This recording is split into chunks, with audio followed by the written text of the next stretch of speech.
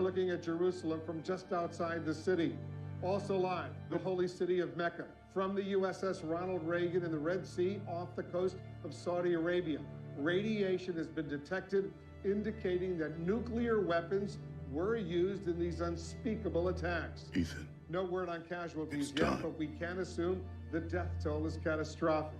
Early reports suggest the weapons used would require highly specialized knowledge that very few people possess. The question now is, who would attack all three of these holy sites, and why? The attacks occurred at precisely the same moment, just over an hour ago, at 4 a.m. Eastern Time. Within minutes of the attack, Congress ordered an emergency recess and the Capitol building was evacuated. The president of the White House has declared a state of emergency, placing the military on highest alert. Would you excuse us, please? Dr. Delbrook. We know who you are.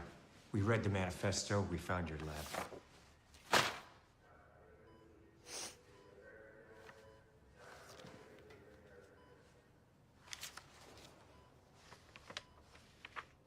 There's never been peace without first a great suffering. The greater the suffering, the greater the peace. See, this will unite them. When they read this manifesto, they'll understand. Nobody's gonna read that manifesto, ever. I can promise you that. What day is it? How long have I been here? What's the last thing you remember? I was driving.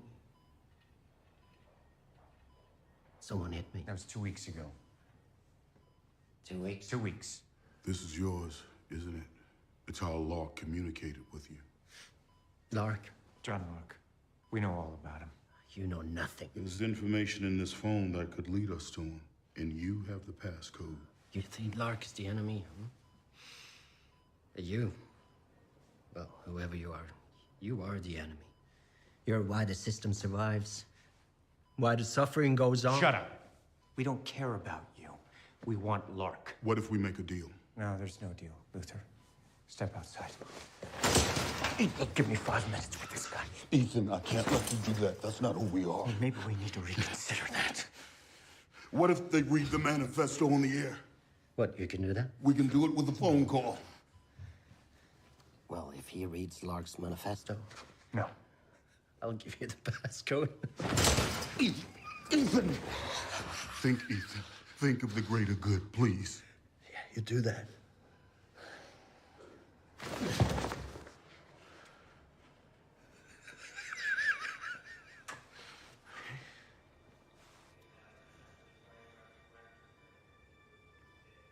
Sir. No, he won't cooperate. Yes, sir. If we read the manifesto on the air. I'm sorry, sir.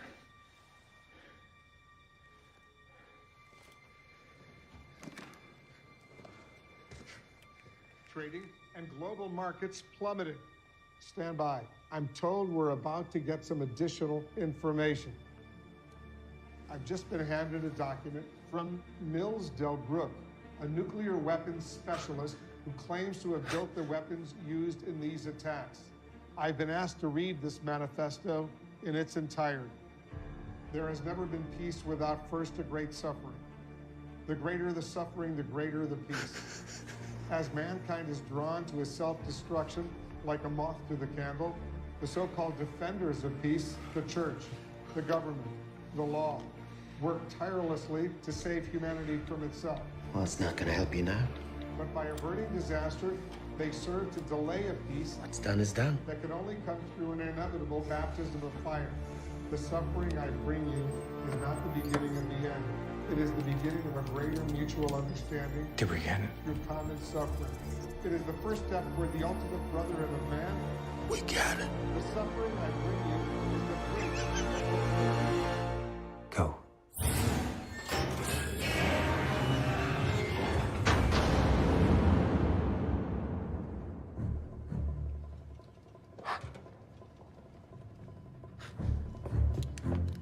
Did we get it? Of course we got it.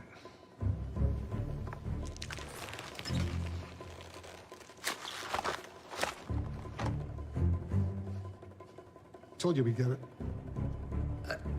understand. The attacks didn't happen. The car accident you in, that was an hour ago. I was driving the other car. What's done is done. And what we say it's done.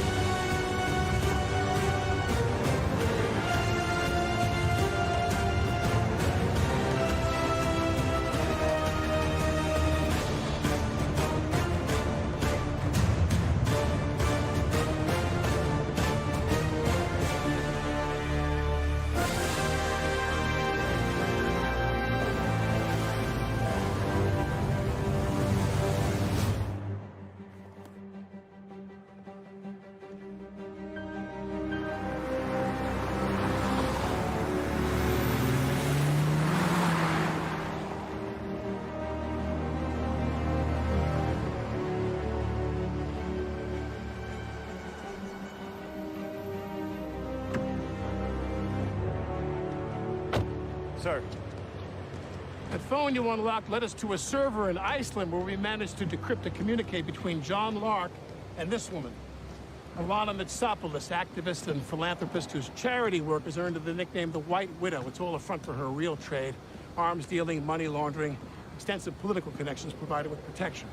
The Lark and the Widow are meeting tonight to negotiate delivery of an unspecified package, which we can only assume is our missing plutonium. They'll make contact